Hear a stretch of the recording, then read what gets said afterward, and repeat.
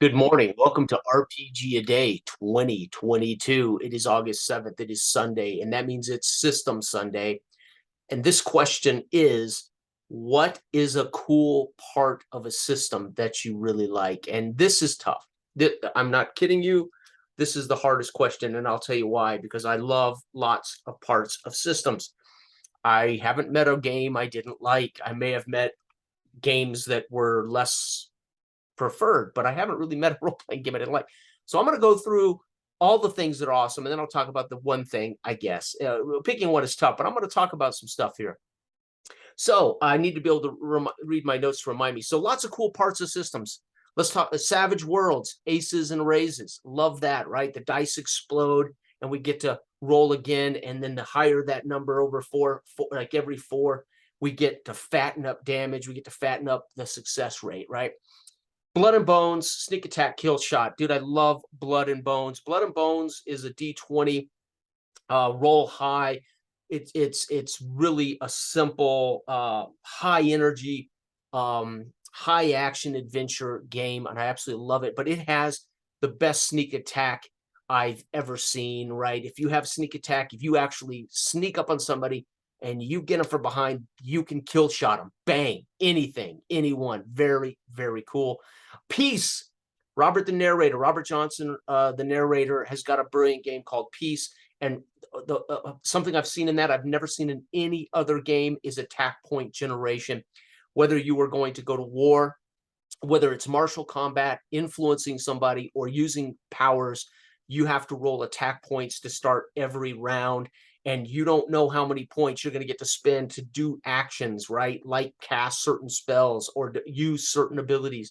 And that is truly amazing. It's great fun because it changes your tactics and your strategy on every round. It's so cool, especially when your back's against the wall and you happen to roll up 4 attack points to defend yourself from something, right? When your back's against the wall. It's so cool. Hollow Earth Expedition, or I should say Ubiquity, but my experience with Ubiquity is one game, Hollow Earth Expedition. Take the average. Dude, I love that. We do it, there are times we do it in games where we just basically hand wave and say, you got this. No, dude, you got 18 strength. You can bend these bars, right? There are moments where we do this, right? We make this, but this is a rule.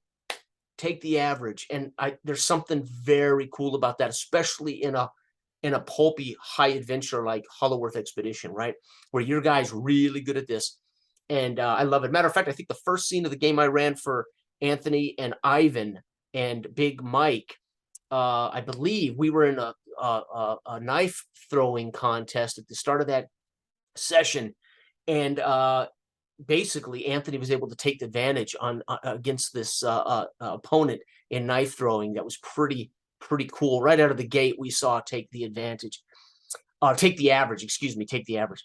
Okay, Mutant Year Zero. My only experience with the Year Zero system is Forbidden Lands, and I love Forbidden Lands, but it's push. I love that push feature, right? It's very cool to be able to push. I got to talk about dice pools. Most dice pools, love them, right? I haven't played a game like Shadowrun with the dice pools. I think it's Shadowrun where the dice pools get really big. Star Wars, the original D6 Star Wars with the dice pools. So I'm talking about like Ubiquity and certainly the Forbidden Lands dice pool system. I love that D6 dice pool system.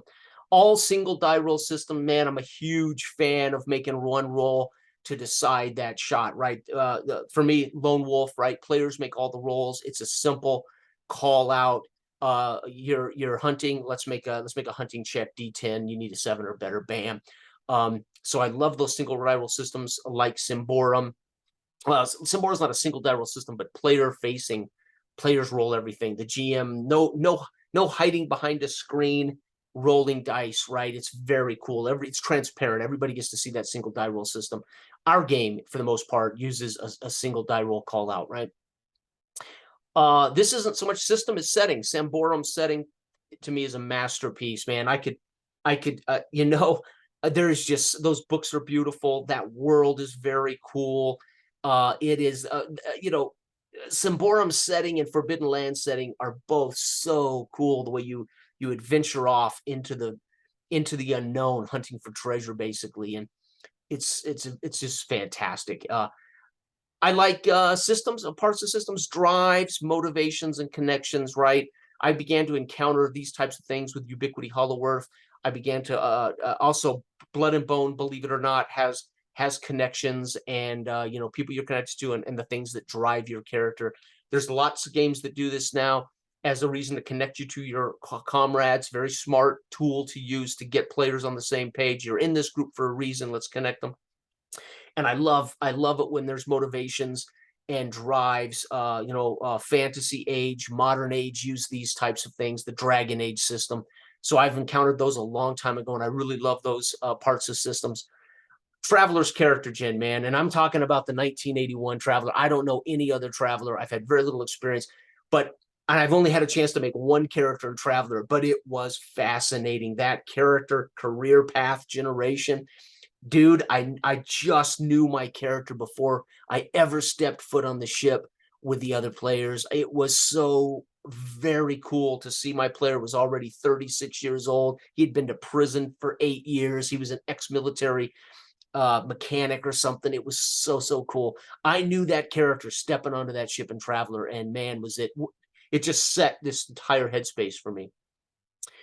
D&D, save versus. Get out of here, man. The greatest, one of the single greatest system pieces I've ever seen. Let's make a save. Save versus Dragon Breath. Save versus falling. Save versus getting, intimidated. I use save versus for all kinds of checks in old school OSR D&D. Save versus, dude, it's sweet. It's basically a catch-all for all kinds of skill checks, all kinds of challenge checks, all kinds. Long before we needed rules for it, save versus became that check, right? That's how we used it anyway. Shadow of the Demon Lords, Boons and Banes. Shadow of the Demon Lords got a couple of cool system things, right? Every single session, your character levels up. If you survive the session, the game is set to be about 10 sessions. Your characters keep advancing as you get to that 10th. So Shadow of the Demon Lords is like the end of the world, and you're playing through this 10 sessions to the end of the world kind of thing.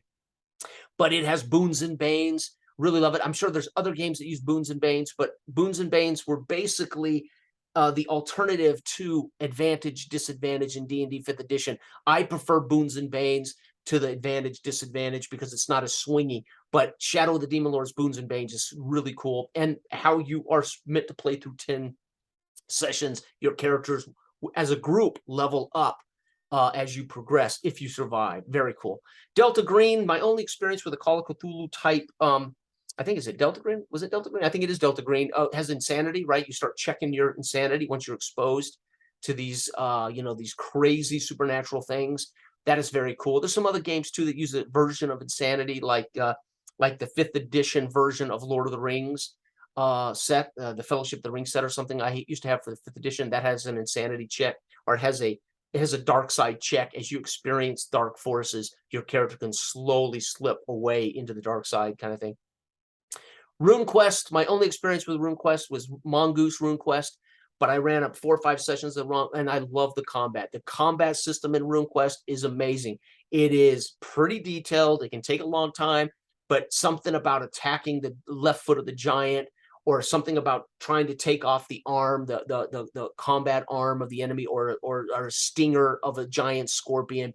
Dude, Runequest combat is so cool because it is pretty drilled in, detail driven combat. You can lose your shield arm, and it's so cool, and it means something. I mean, you're actually having damage to your limbs and etc., and it's not just narrative.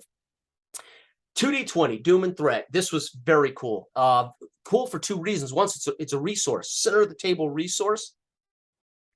So the GM has so much of this he can spend to pull things into play, and the players can can give them Doom or Threat to get a reroll of dice. And there's something very cool about that. I, as the doctor of the Enterprise, and I need desperately to diagnose this disease of this native on the planet Zuon, right?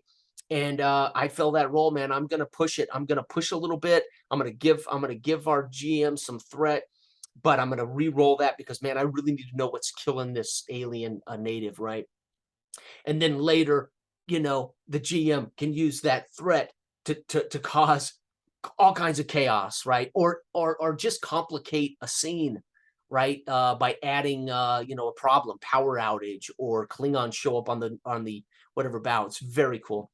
And last but not least, my favorite system, and how dare I do this? I'm going to talk about Dell and I's game, Dark Age of Man, the role-playing game.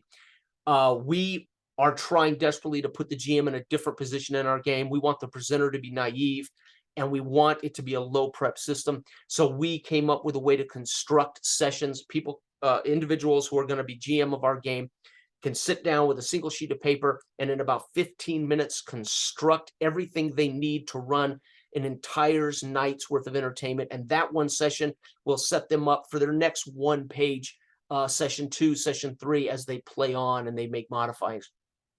I am very proud of our session construction kit in Dark Age of Man. And if it's used properly and GMs pay close attention to how they're supposed to present the game, they will be naive. They will be as naive as the players in many aspects, not all aspects. They can't be completely naive. They can't run a game if they're completely naive, but it puts them in the player's seat, and things are it's just as fun to be a GM as it is to be a player as you find things out. And I'm really proud of that. So this was a long video because I'll be honest with you, I don't like to say best. I don't like to pick best. This wasn't best. This was cool. The question states, what's a really cool system, tool, or a really cool piece of a system? Well, the problem is I can't decide. There are so many great systems with great system tweaks. I'm forgetting millions of them, right? But those are the big ones lately. You know, of course, Savage Worlds is the game I just recently played and I'm preparing a session for. So of course I'm really digging the Aces and Raises thing. It's very cool. But I had to talk about all of these really cool system things. Take it or leave it. I can't talk about just one. Thank you, everybody. This is RPG A Day 2022, August 7th, Sunday. What is a cool part of a system that you really like? Well, I just listed them. Good day.